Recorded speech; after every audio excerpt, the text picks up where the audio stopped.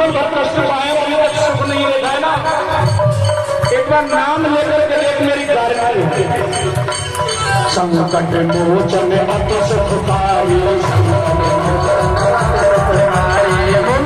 बाबा की महिमा है भारी संकट मोचन अति सुखकारी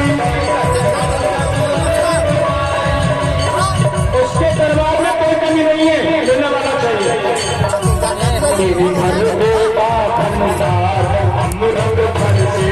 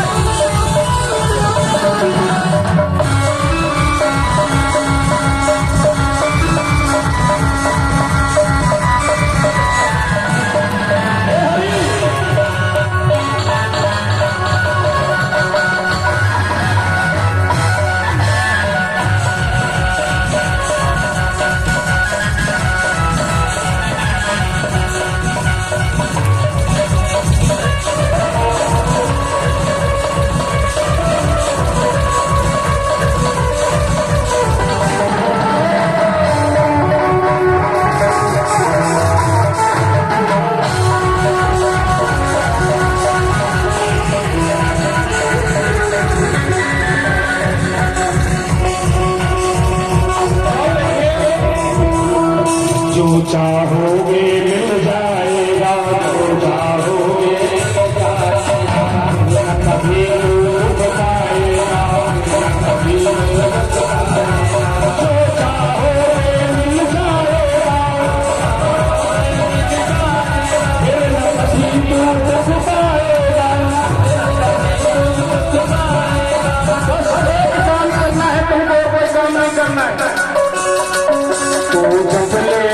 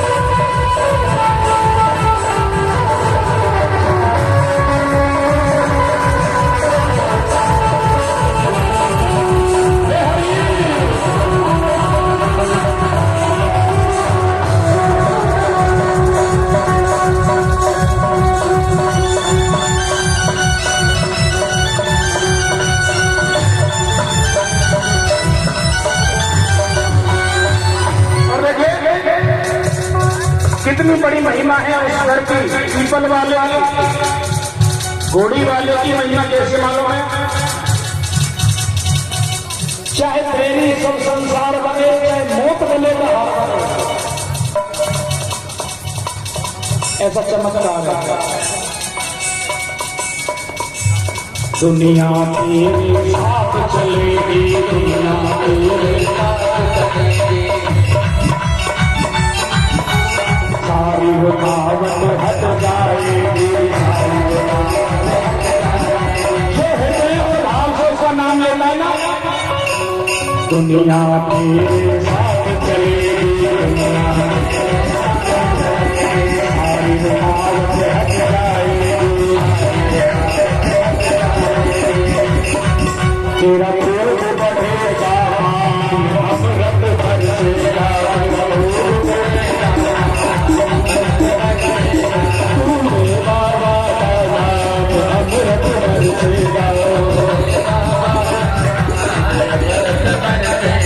हाँ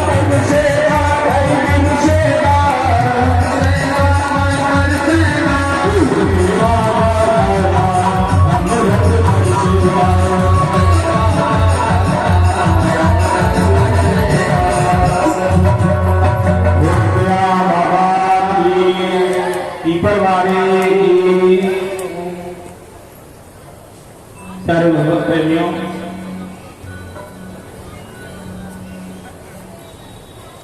प्रातः काल की बेला में आपने और चारों भैयाओं का विवाह सुना। अरे भैया शांति को नाम लो।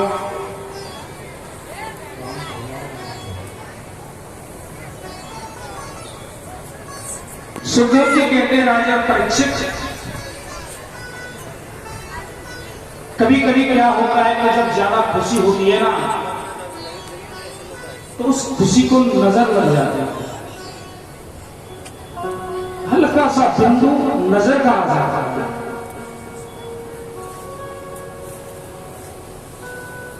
आज भरतलाल गए हुए थे अपने मामा के, और साथ में शत्रुघ्न भी गए हुए हैं। विघ्नेश्वरी देवी का अयोध्या में आगमन हो गया।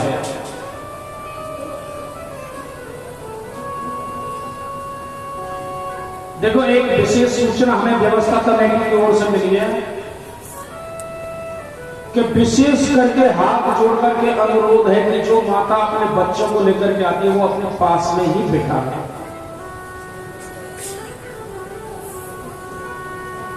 अपनी मम्मी के पास में, दादी के पास में बैठे बालक ये तेजी सी हाथ जोड़ेगी। अब अपने अपने ने अपने कब्जा में ले लिया।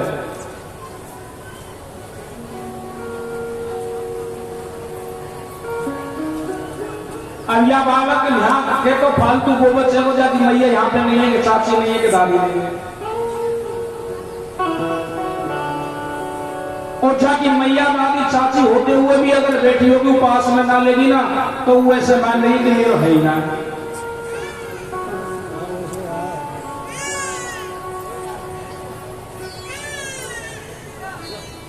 आज विघ्नेश्वरी देवी ने अयोध्या में प्रवेश किया, और वो कैसा प्रवेश हुआ कि मंत्रा की बुद्धि में विकृति पैदा कर, मंत्रा के द्वारा महारानी कैकेयी के विचारों को बदल दिया और कैकेयी ने वे दोनों वरदान आज दशरथ जी से मांगा। पहला वरदान भरत को राज्याभिषेक, और दूसरा वरदान राम को 14 वर्ष का वनवास। आचार्य सुखदेव कहते हैं राजा परीक्षित, राम कौन है मालूम है? रामो विग्रहवान धर्म, साक्षात धर्म की परिभाषा है तो राम जी को देखो। धर्म की परिभाषा अगर जाननी है आपको तो राम के चरित्र को उठा करके देखो।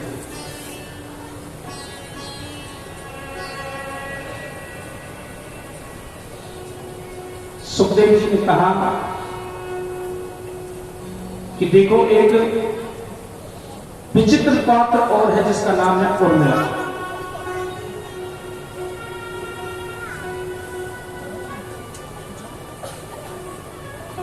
धर्म की संपूर्ण जो व्याख्या है वो राम जी के चरित्र के अंदर।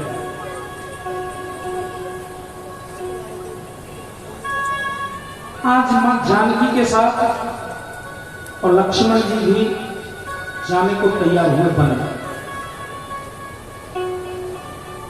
यहां एक छोटा सा प्रश्न खड़ा होता है कि 2 वरदान मांगे थे कैकेयी। पहला वरदान कौन सा था? भरत को राज्याभिषेक, और दूसरा वरदान मांगा था राम को 14 वर्ष का वनवास।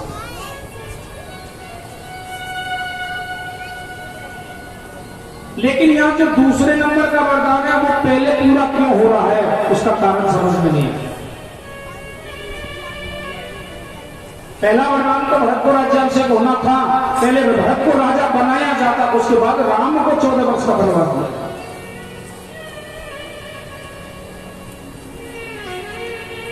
ये दूसरा वरदान पहले पूरा क्यों हुआ?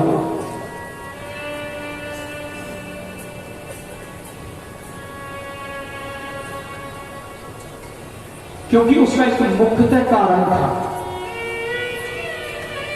कि अगर पहला वरदान पहले पूरा कर दिया जाता, भरत को राज्याभिषेक कर दिया जाता, भरत को राजा बना दिया जाता, तो भरत राजा बनते ही और तुरंत सबसे पहला आदेश निकालते, मैं एक राजा होने के नाते और इस दूसरे वरदान को निरस्त करता हूं, कैंसिल करता हूं। क्योंकि रामचरित्र में बात बात में मरना है।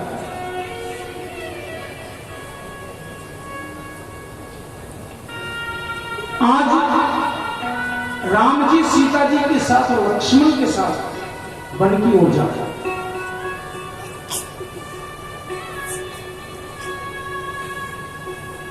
उर्मिला भी एक रामचरितमानस का बहुत विचित्र पहलू है।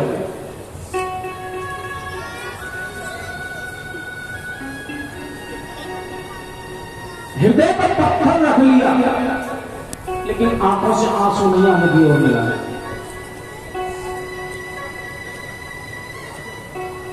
अच्छा, राम जी का वनवास केकई ने क्यों मांगा?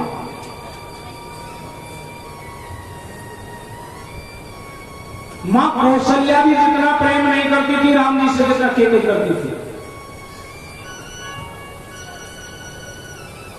एक दिन की बात, राम जी अगर 2 मिनट भी आंखों से दूर हो जाते केकई के, तो केकई ऐसे समझती कि मेरी सांस रुक गई।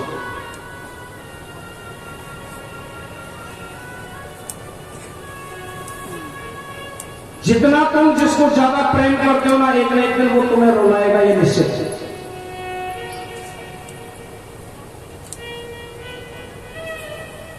केकई इतना प्रेम करती थी,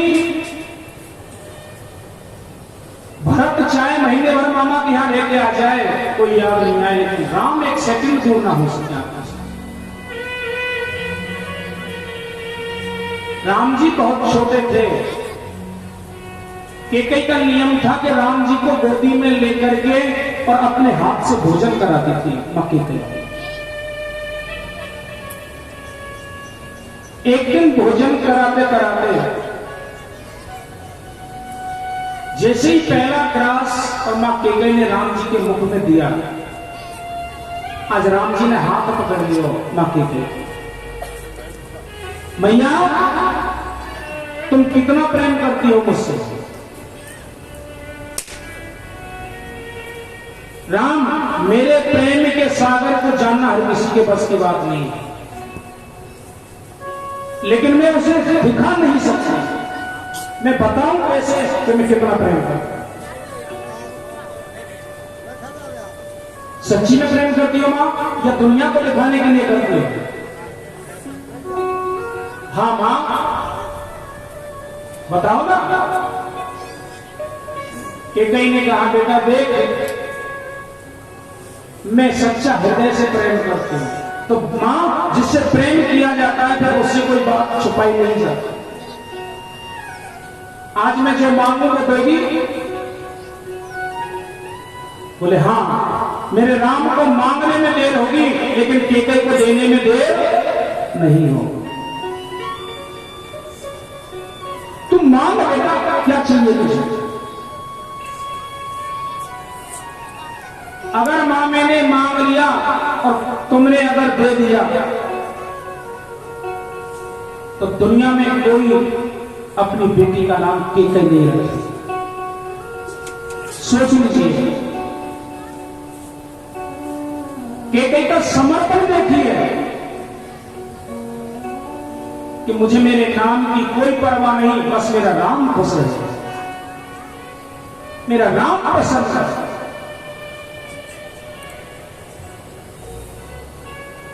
मां, फिर एक बार सोच लीजिए,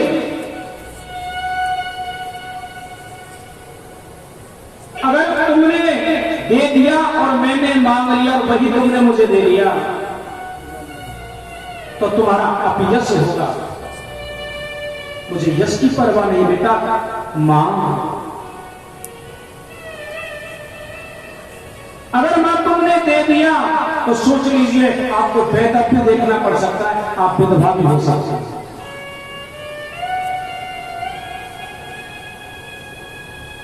भारतीय नारी की बात पर जब विधवा शब्द आता है हृदय विदीर्ण हो जाता है। 1 मिनट के लिए पीछे हटी के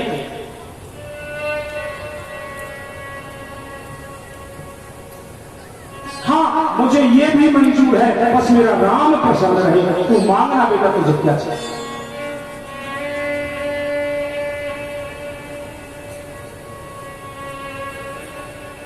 एक क्षण भी विचार नहीं किया मां कहते हैं। जब सुहाग की बात आती है तो अपनी चूड़ियों की ओर देखा मां कहते हैं। हमारे समाज में, हिंदू समाज में चूड़ियों को सुहाग का बहुत बड़ा, सबसे बड़ा रिश्ता और निशानी बताई है।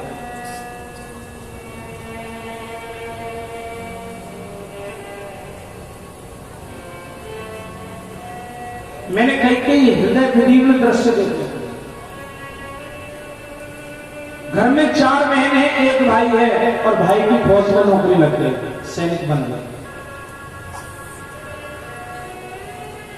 2 साल के लिए ट्रेनिंग में गया, मां बाप ने शादी कर दी। 4 महीने में, 6 महीने में 1 बार छुट्टी मिलती है। पूछिए जो देश की सुरक्षा में खड़े रहते हैं उनके हृदय से क्या बीतती है। हम आप सुरक्षित हैं, आज उम्मीद है।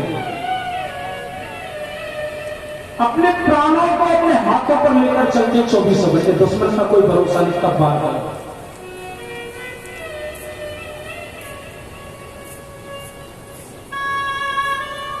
आज राजनेता कोई भी आ जाए, सीएम आ जाए, पीएम आ जाए, इतनी भीड़ एकत्रित हो जाएगी, हर व्यक्ति सोचेगा एक सेल्फी में भी ले लो, एक माला मैं भी ले।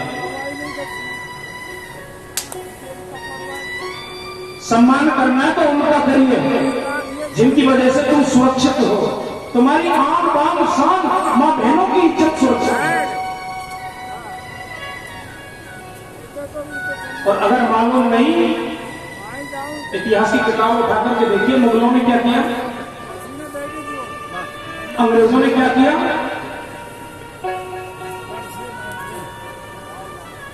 लेकिन आज छोटे से लोभ के कारण आतंकवादी बन जाते।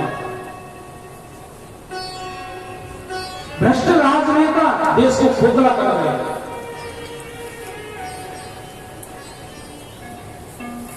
बहन इंतजार करती है घर पर, मेरा भाई आएगा रक्षाबंधन पर, मैं राखी बांधूंगी। 6 महीने शादी को हुए, पत्नी इंतजार करती है, शादी हुई और 10 दिन बाद चले गए।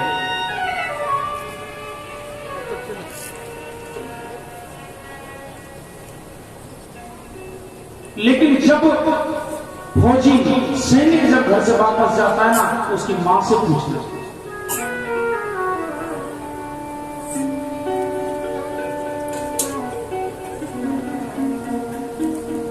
अभी बहुत ही बड़ा हादसा हुआ था, आपने सुना होगा, जो अपने तालचेरी के पास में गांव कौन सा, थोड़ा सा, जो एक सैनिक शहीद हुआ। कितनी उम्र थी, क्या देखा अपने जीवन में।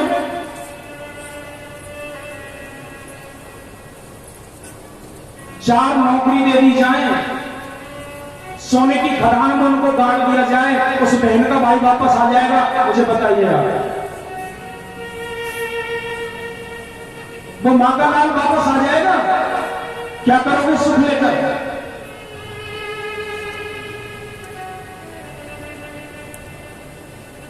आज वही वादे टेकई ने और पत्थर हृदय पर रख लिया और कहा बेटा मैं विधवा भी हो जाऊं तो मुझे परवाह नहीं, तू मांग तुझे क्या चाहिए, मैं तुझे देने को तैयार।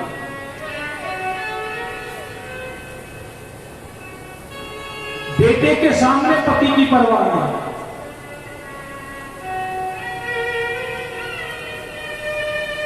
मां मेरे सर की सौगंध खाकर कहे कि ये बात सिर्फ मुझे और तुझे पता होनी चाहिए, तीसरी कभी किसी को पता नहीं लगनी चाहिए। हाँ बेटा, तो राम जी ने वचन धरवाए, समय आने पर तो मैं पिताजी से 2 वरदान मांगे।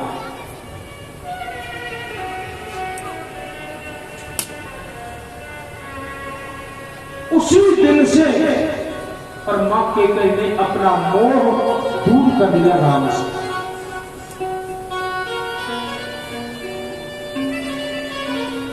राम जिस दिन वन को जाएगा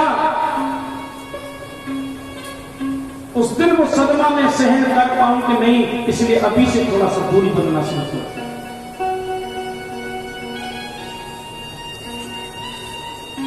आज वही वरदान और मां केकई ने मांगा।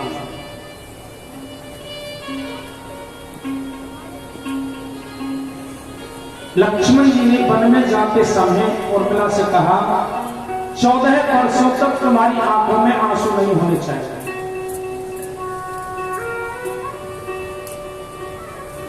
माता सुमित्रा ने जो उपदेश लक्ष्मण जी को किया वो अद्भुत है।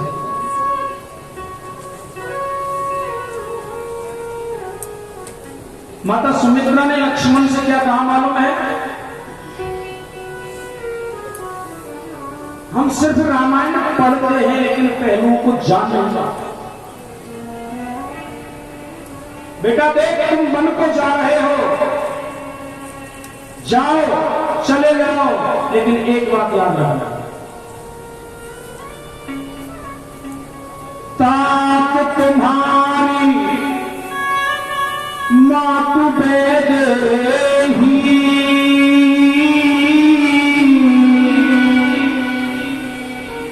पिता सब भात सने ही। राम सिया राम सिया राम जय जय राम, राम सिया राम सिया राम जय जय राम। बेटा लक्ष्मण, आज से तुम्हारी जो मां है वो है वैदेही, सीता मां है। भाभी होती है बड़ी बड़ी भाभी जो होती है मां के बराबर, और पिता राम सब भाग से नहीं, बड़ा भाई पिता तो नहीं। इनकी सेवा करना, उनका ध्यान रखना, दिव्य उपदेश दिया लक्ष्मण जी। और हम अपनी संतान को क्या सिखाते मालूम है? ऐसी कुरीतियों को समाज से मिटाएं, आने वाली भावी पीढ़ी को शिक्षा दें कि मर्यादा पर चले।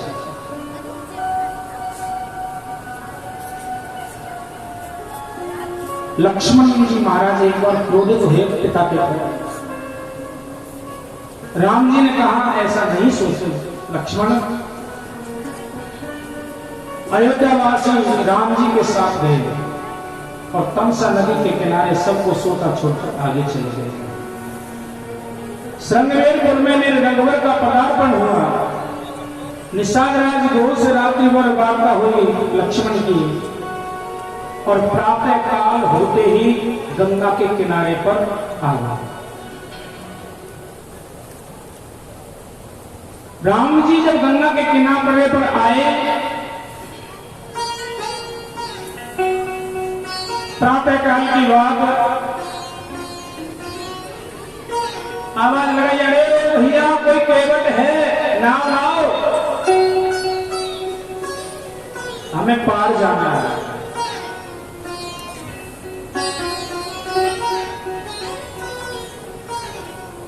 आज केवट आवाज सुनकर के आया और नाव लेकर के आया।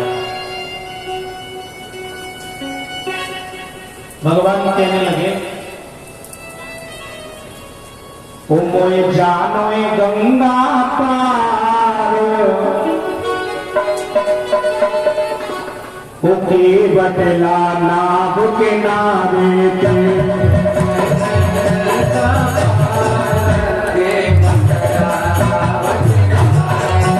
कोई जानो नहीं ना पार बटला नाव किनारे पे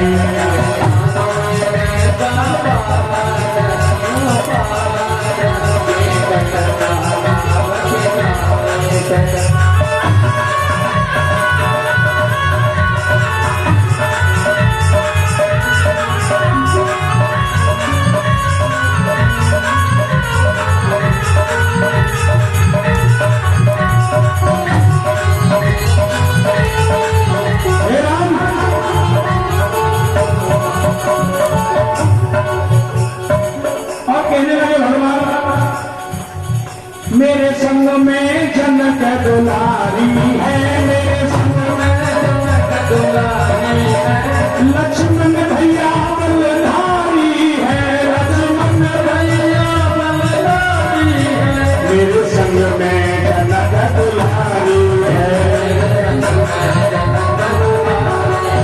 लक्ष्मण भैया बलधारी है, जल्दी से दो मातार उतार ये बटला नाव किनारे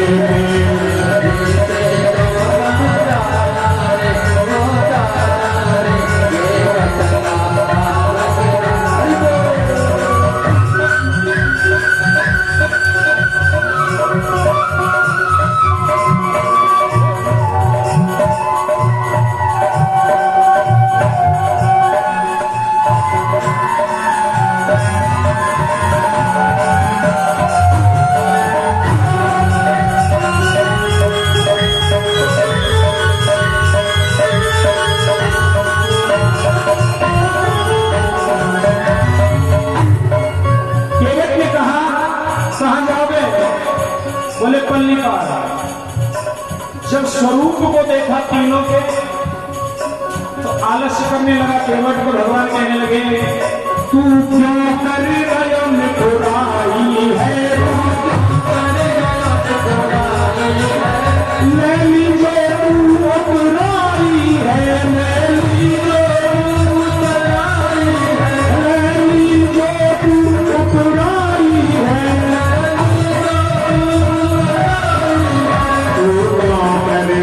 निठुराई है,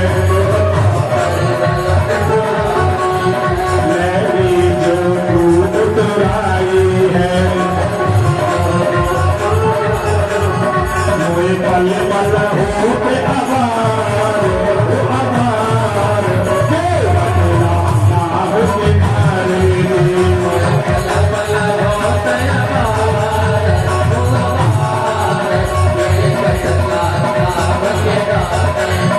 मोए जानो गंगा पार उपार ये बटला नाव किनारे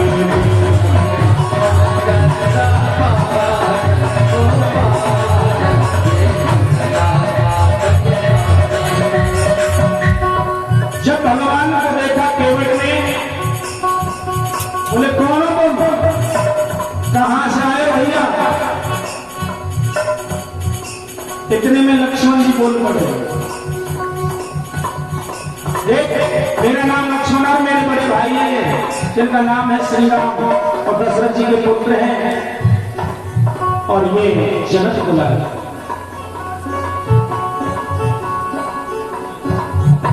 अच्छा राम जिनका पैर लगते ही और पत्थर की शिला नारी बन गई ना भैया ना। एक काम करो, देखो यहां से थोड़ी दूर और एक घाट है, जाते तुम पैदल पैदल निकल जाओ, वहां चले जाओ और तुम निकल जाना भैया कि मैं तो बैठा हुआ। क्यों भैया? लक्ष्मण जी कहने लगे, देख भैया अभी बहुत थोड़ा सा अंधेरा है, कोई जंगली जानवर आ जाए वो मान ले और दूर हम जाएं, घनघोर जंगल है तो अच्छी बात नहीं है। जो कुछ उतराई ले सो तो ले लीजिए, पर हमने पार उतारा। बोले ना भैया कोई भरोसा ना तुम्हारा, जब पत्थर की शिला नारी बन सके और मेरी नाव तुम काट दी और नारी बन गए तो मेरी बड़ी मुश्किल है जाएगी। एक ही केवटिया जो घर पे बैठी है ना, बाकी में कितने सेन करूं मालूम है, पूजा में दो है जाए जाके घरवाली दो है बातें खुशी को जीवो कैसे प्रेम से हाथ उठा करके बोलना पड़ेगा राधे राधे। केवल कहने लगा जब तक ना चरण पखारूं, तब तक ना पार उतारूंगा, जब तक ना चरण पखारूंगा, तब तक ना पार उतारूंगा।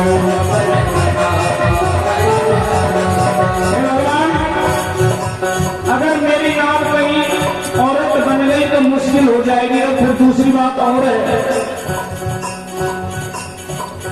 मेरो राम यही रोजगार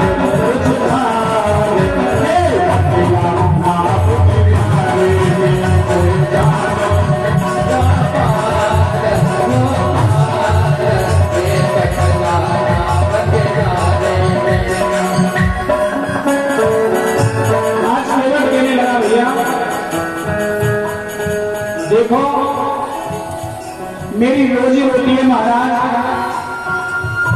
अगर कहीं नारी बन गई ना तो बड़ी मुश्किल हो जाएगी। मैं पहले देख लूंगा और पामा में अच्छी तरह साफ कर लेना ना, जब नाम में चढ़ना।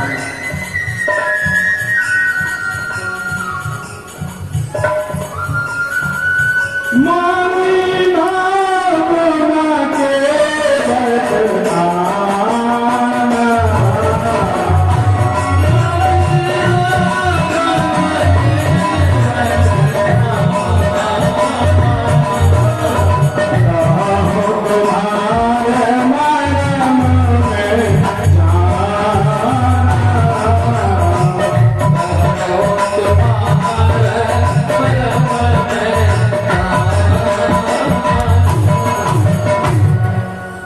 केवल कहने लगा मैं तुम्हारे मर्म को जानता हूं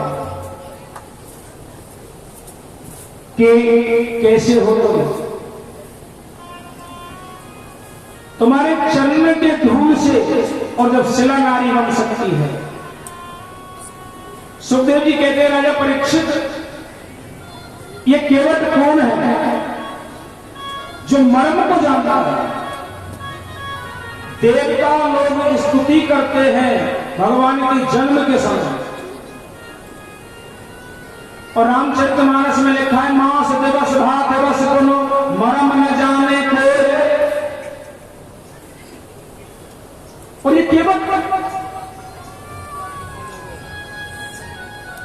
कहा तुम्हारा मरम में जाना। अरे भैया केवल जो तू करना सो तू कर ले, पर जल्दी से हमको पार उतार। आज केवट कहने लगे देखो जब तक मैं तुम्हारे चरणों को धोकर के नहीं देख लूंगा तब तक मुझे विश्वास नहीं होगा।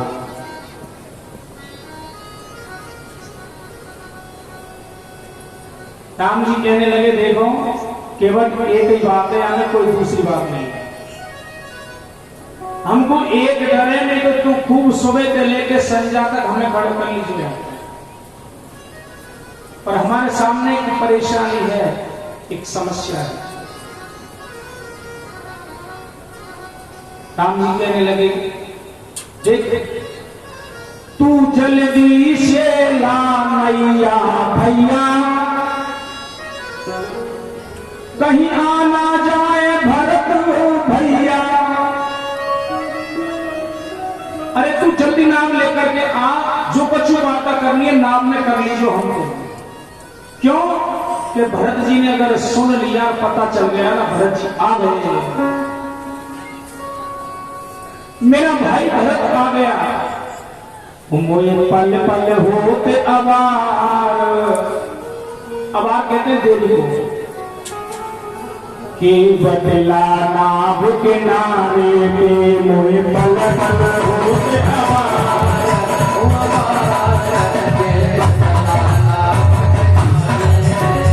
जानवर गंगा पार ओ पार, ये बदला नाभ के नारे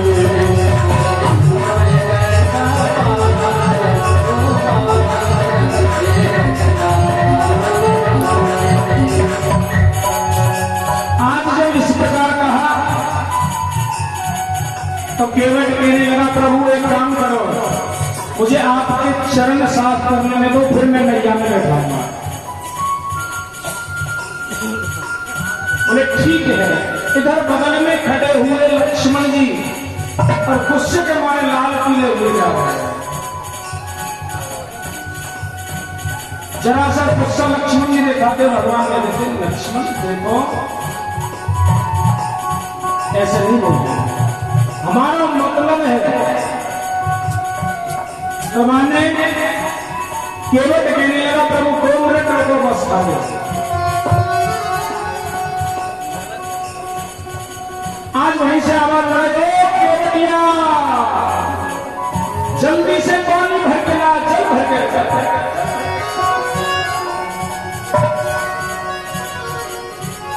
आज केवटिया ने सुनी, केवट की पत्नी ने, तो कठोता में पानी भर के लाए। कठोता का इतने मालूम है? कठोती, कठोता, अरे खटोती के कहना देसी भाषा में खटोती। और जब पानी भर के लेके आई, अच्छा यहां पर एक प्रश्न खड़ा होता है, समय बहुत अधिक है कि और कृष्ण का जन्म भी करवाना है भगवान का, और रामचरितमानस डूबने के लायक मर चुके होते हैं, जो कभी एक बार गोता लगा लेना तो निकल नहीं सकता है। यहां पर एक छोटा सा प्रश्न होता है कि जब गंगा के घाट पर गोपाल खड़े हुए हैं, राम जी खड़े हुए हैं, तो केवट ने अपनी घरवाली को आवाज क्यों लगाई कि तू पानी लेके आ। कुएं के घाट पर और प्यासा,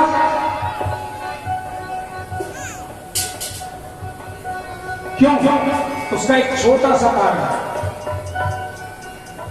कि जो गंगा जी है ना, वो भगवान के चरण से निकली हुई है। जब वामन का रूप धारण किया था तो ब्रह्मलोक में जब भगवान का पैर गया था, तो ब्रह्मा जी ने पैर धोकर के और कमंडल में भर लिया था। एक पैर का अंगूठा धोया, सीधे पैर का, और वो जल जो कमंडल में लिया ना भगवान का अंगूठा धोकर के, वही भगवान ने गंगा जी श्रीमती गंगा है।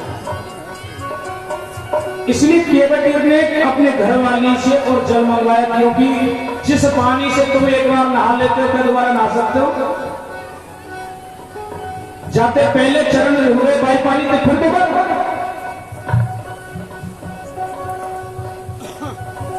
तो आज केवट ने इसलिए जल मंगवाया, बड़े भाव से केवट और केवटिया बैठ करके भगवान के पैर को धोए। अहो भाग्य केवट तेरे,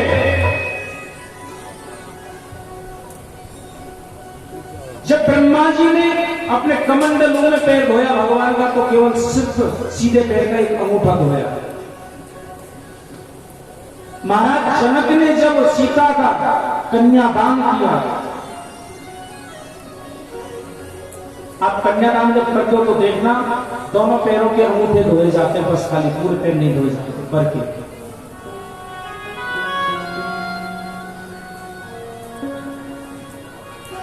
तेरे भाग्य केवल साक्षात पूर्ण ब्रह्म ज्ञान पैर पखारने का तुझे मौका मिला, उनसे पुण्य किए। आज सीधा पैर और केवट ने अपने हथेली पर रख लिया और भगवान के पैर को आराम आराम से धोने लगा। झट एक पैर जब सीधो पैर धो दियो, केवट कहने लगा ला भगवान दूसरा पैर और धो दो। जैसे दूसरा पैर उठाया, पहले वाला पैर टिकाया, दूसरा पैर धोया केवट ने, तब तक वो जो बालू में रखा था वो बालू फिर चिपक गई। बोले ला भगवान आपने पैर रख दिया, गंदा हो गया।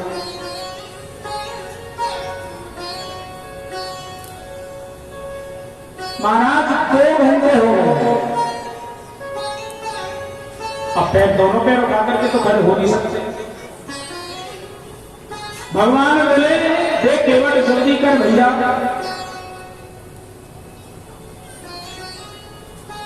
बहुत देर हो रही है, अब मेरा बैलेंस भी गड़बड़ हो रहा है, शरीर का संतुलन भी गड़बड़ हो रहा है। अब एक पैर के आदमी कहां तक खड़े रहोगे, बताओ कितनी देर खड़े रहोगे।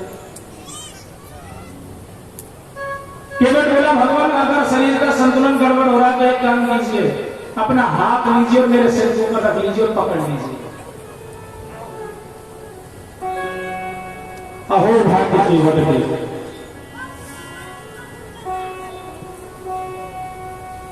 आज वही परिपूर्ण ब्रह्म जो मनीषी हजारों वर्षों की तपस्या के बावजूद भी एक पल की झलक देखने को देता है।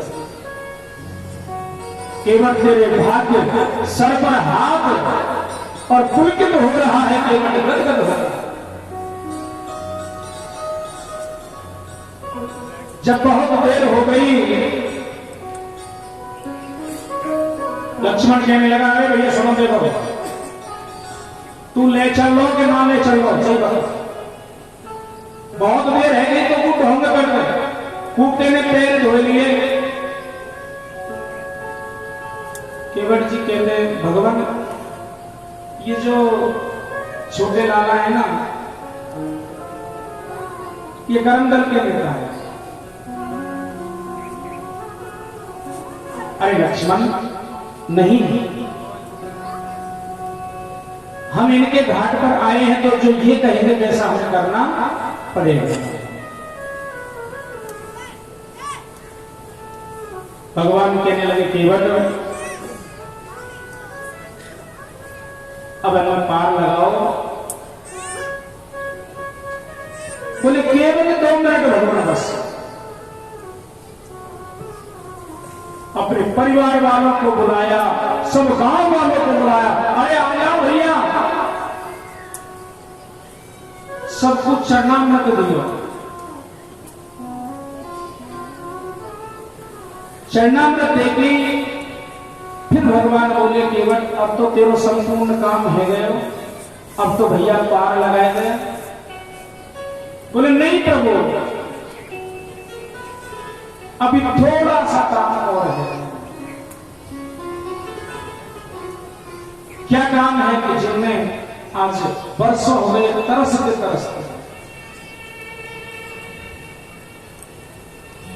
वो पग धोए लिए गंगा जल के, पी पार भयो भव सागर दे।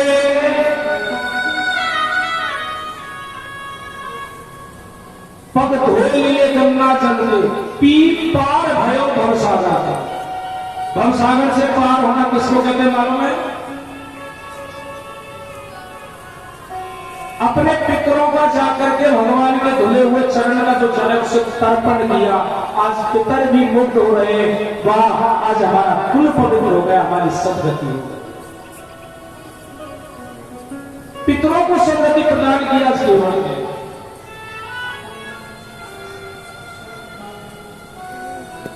पग धोए लिए गंगा जल दे, पी पार भयो भव सागर दे।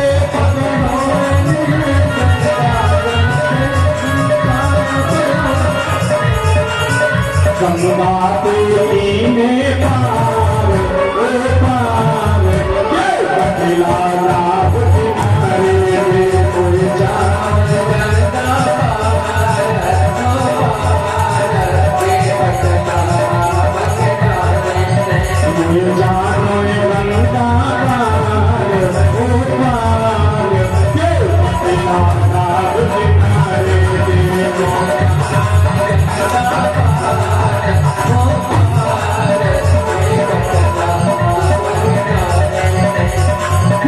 सिया जानन हारी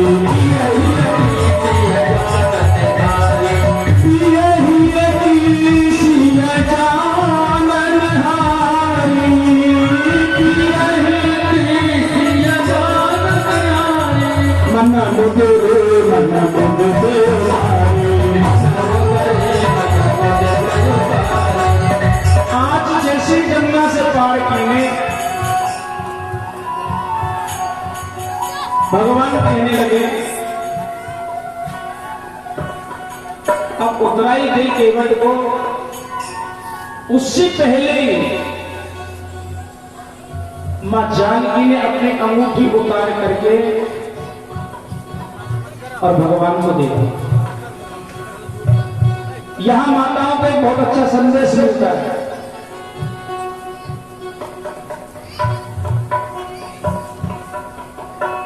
मां जानकी ने जब अंगूठी दी भगवान को तो लोग उतराई दे दो। विचार करने से पहले ही जानकी ने अंगूठी दे दी। पत्नी को चाहिए कि पति के मन की बात जाने कि आखिर इनके मन के विचार कैसे। वही पत्नी पत्नी कहलाने की योग्य है जो अपने पति के विचारों को जान ले, मन की भावनाओं को जान ले, वही पत्नी कहलाने। पिए हिये की सिय जानन हारी, हिये की हृदय की बात को जान और अपनी मुख का अवतार करके भगवान को समर्पित कर। लेकिन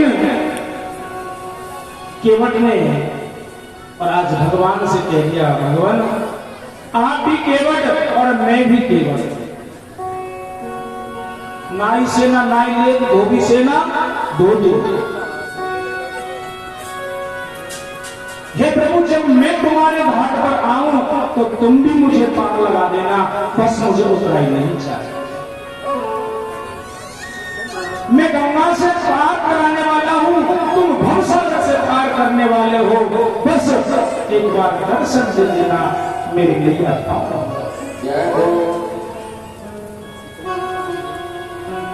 आज सुमंत जी जो रथ में बैठा कर राम जी जानकी और लक्ष्मण जी को लाए थे, वे नदी के किनारे खड़े हैं। राम ने उन्हें अवध वापस जाने विशेष रूप से प्रार्थना की।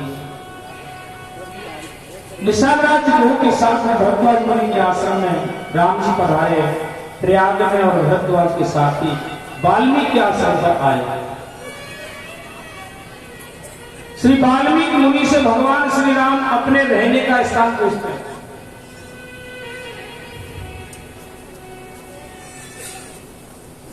कि प्रभु ऐसी कौन सी जगह है जहां आप नहीं रहते? आप तो सर्वत्र निवास करने वाले हैं, फिर भी मैं आपके लिए ये स्थान उपयुक्त है। हरि व्यापक सर्वत्र समान,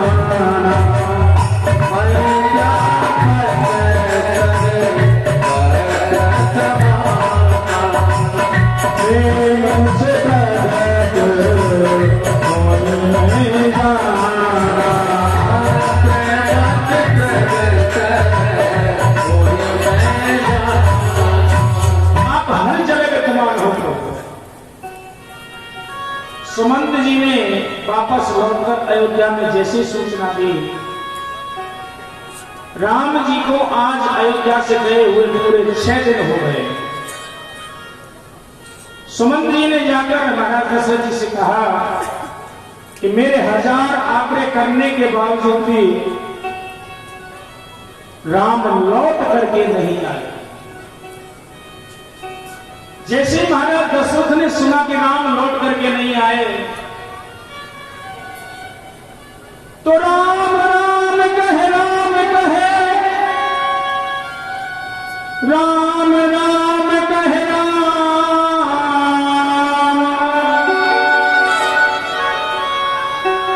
तन पर हर रघुवर रहा, राव गयो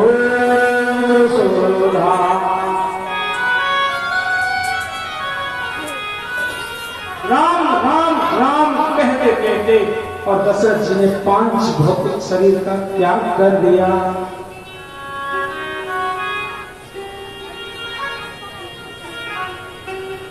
देवराज इंद्र के आगे सिंहासन पर श्री दशरथ विराजमान है।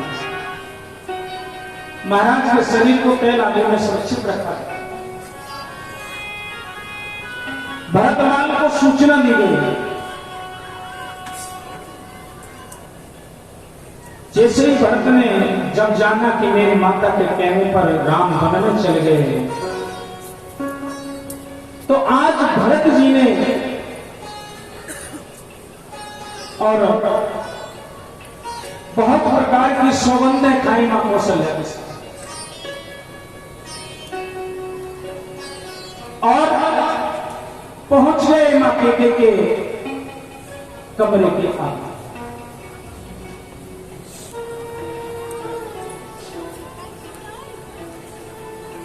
और कहने लगे, मां, विधाता ने बहुत बड़ी गलती की है जो तेरी कोख से मुझे जन्म दिया है।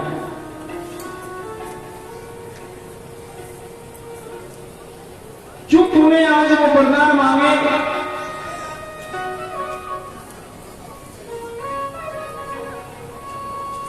कई कई प्रकार की सौगंध खा करके और आज मां से कहने लगे, वनवास क्यों दिया है तूने, ये क्या किया है? मेरी कई माता तूने पाप क्यों किया है? वनवास क्यों दिया है?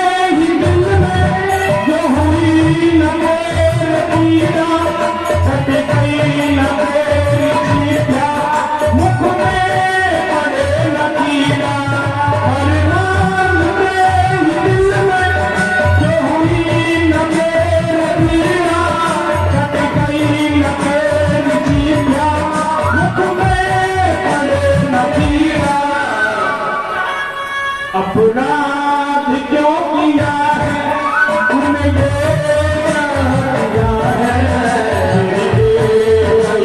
माता तूने पाप क्यों किया है? वनवास क्यों दिया है?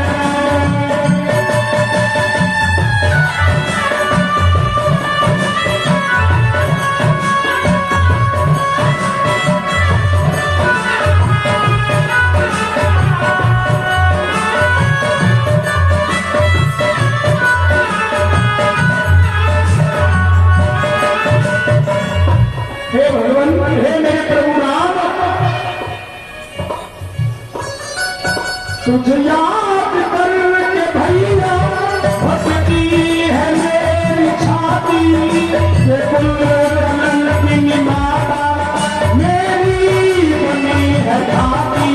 तुझे याद करके भैया भटकी है मेरी छाती, यह कुल की माता मेरी बनी है छाती। ये बात क्यों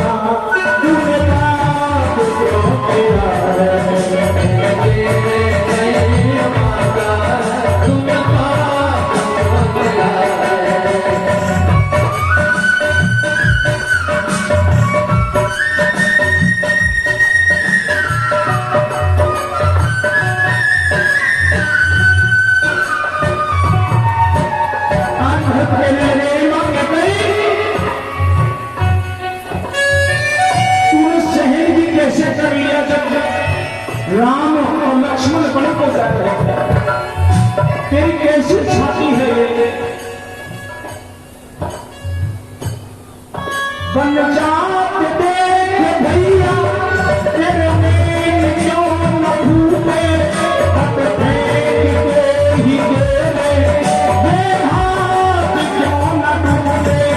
बन जात देख भैया तेरे हाथ क्यों न टूटे, ये हाथ क्यों न टूटे। तूने जब वरदान मांगे, तूने जब वस्त्र फेंके तो ये हाथ क्यों ना टूट गए। अरे राम लक्ष्मण को बन जाते हुए देख करके तेरी आंख क्यों ना टूट गई। ये पाप क्यों किया है, अपराध क्यों किया है, तूने गई माता, ये पाप क्यों किया है, बर्बाद क्यों किया है, तूने क्या किया है, मेरे गई माता, तूने पाप क्यों किया है, मेरे गई माता, तूने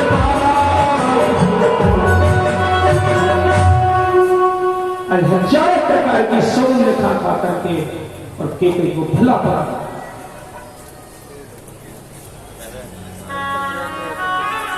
देखिए रामचंद्र में दो विचित्र पहलू हैं। पहला है भरत और दूसरा है मंथर। भरत जी ऐसे हैं जिनके अंदर किसी प्रकार का कोई दोष है ही नहीं, और मंथरा ऐसा पात्र है जिसके अंदर दोष के अलावा कोई गुण है ही नहीं। ये दोनों विचित्र पहलू, लेकिन भरत लाख प्रयास करने के बावजूद भी राम जी को लौटा कर नहीं ला सके। क्यों? कि भगवान राम ने, रघुवर ने जो एक बार वाक्य मुख से निकाल लिया, उसे दोबारा कहने का कभी मौका नहीं देते। रघुकुल रीत सदा चल आई, प्राण जाए पर बचन न जाए।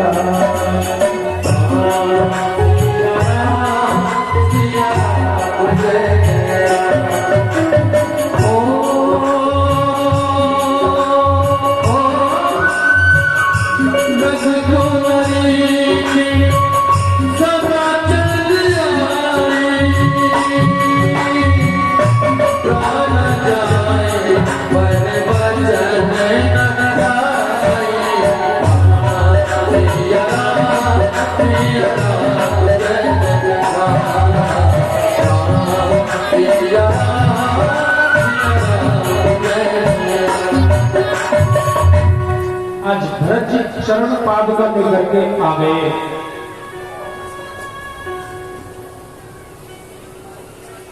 और नंदी ग्राम में जमीन के नीचे वास करते हैं भरत जी। आचार्य सुखदेव कहते परीक्षित 14 वर्षों तक अयोध्या